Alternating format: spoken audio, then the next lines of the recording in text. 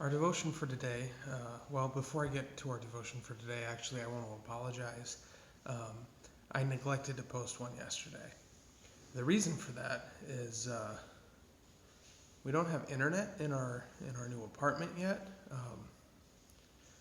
We have internet, but we don't have a router because that is in our trailer. So I didn't actually have a way to upload the video. So today I'm recording it and then I'm going to Starbucks and I'm going to upload it from there. Anyway, so our devotion for today, now that I've apologized, explained myself a little bit, our devotion for today continues walking through Jesus' Sermon on the Mount in Matthew 5. And we're starting at verse 33, going through verse 37. It says, "Again, you have heard that it was said to those of old, 'You shall not swear falsely, but perform to the Lord what you have sworn.' But I say to you, don't take an oath at all, either by heaven, for it is the throne of God, or by the earth, for it is his footstool, or by Jerusalem, for it is the city of the great King. And do not take an oath by your head, for you cannot make one hair white or black. Let what you say simply be yes or no. Anything more than that comes from evil."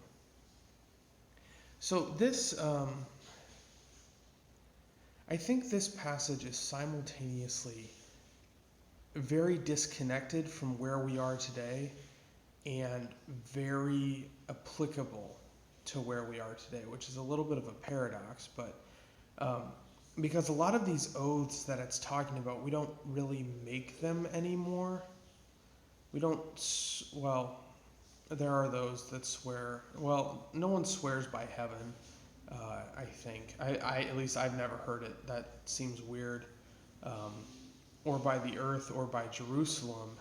But there are people who say things along the lines of "swear on my life." And most of the time, I don't think it's taken seriously. Like, if you say, "swear on my life," "swear," or "cross my heart and hope to die," like, if you break that promise, you don't actually want them to kill you for it. Like, so we're mostly removed from these oaths, but it's this last line that, and the first couple lines actually, that I think are really applicable. It says, "Again, you've heard it said, 'You shall not swear falsely, but perform to the Lord what you have sworn.' And then it concludes by saying, 'Let what you say simply be yes or no. Anything more than this comes from evil.'" And I think what this is speaking to is kind of what Jesus' theme throughout the whole Sermon on the Mount is. It's calling us to get away from this legalism of, what can we get away with? Like with divorce, it was, if you give them a certificate of divorce, you're okay. Or with anger, it was, as long as you don't physically attack them, it's okay. And then in oaths, it was, as long as you don't break an oath, it's okay. But what Jesus is saying is, no, it's not okay to just kind of legalistically follow the letter of the law. It's the spirit of the law. You are to genuinely love your spouse. You are to love your neighbor and not hold anger against them. And in this case, we're called to live honest lives. And what is powerful about this, I think, is when he says, just let your yes be yes, let your no be no. In a society that takes oaths so seriously, which is the society he was speaking to, right? In order for that to mean anything, the person saying yes or no has to live a totally honest life, right? Because just saying yes or no doesn't mean much unless you are known for always following through on it.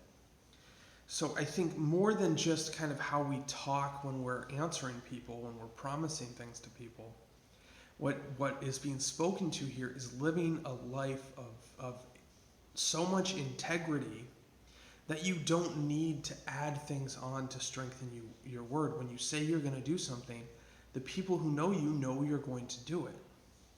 Or when you say you're not going to do something, or you're not going to say something, or you're not going to, think something, that's a weird conversation to have.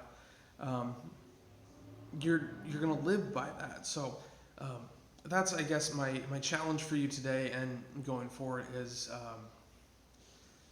just let your yes and your no be that, and live a life of such integrity that stands up for people. So that's what I have for you today. Brothers and sisters, go in peace. Serve the Lord. Thanks be to God.